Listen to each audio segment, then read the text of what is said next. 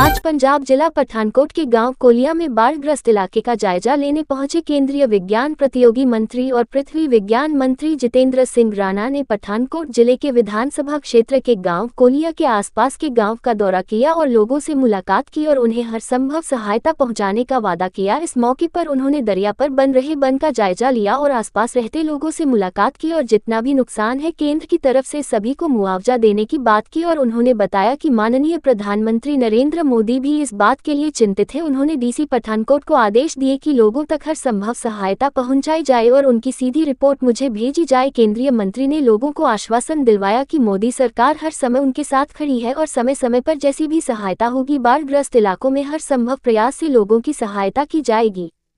आज सर आप पहुंचे हो, क्या कहना चाहोगे? काफी बाढ़ के बाद स्थिति जो है खराब हो चुकी है। नहीं, जैसा मैंने पहले भी कहा कि सबसे पहले आपके माध्यम से भी और अपने जनप्रतिनिधियों के माध्यम से भी सबको आश्वस्त करना चाहते हैं कि प्रधानमंत्री मोदी जी स्वयं चिंता कर रहे हैं पंजाब की।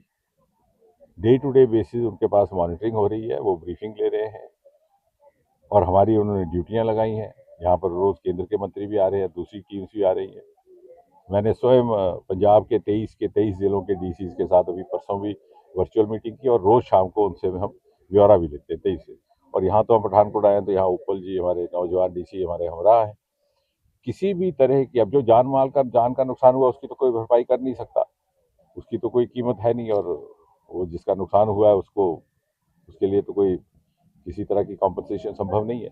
लेकिन जहाँ तक जिनके मकान बह गए या बेघर हो गए उनके लिए दो तरह की व्यवस्थाएं। एक तो इमीडिएटली उनको कहाँ रखवाना है रिहेबिलिटेशन, उसके लिए डीसी साहब ने प्रबंध किया। सभी जिलों में ऐसा हुआ है, कहीं ना कहीं टेम्पररी अरेंजमेंट आर्जी तौर पर कर दिया गया। यहाँ पर भी कुछ एक स्कूल शिनाख्त किए, जहाँ जहाँ नहीं है कुछ लोगों को जानकारी उनको दी जा रही है।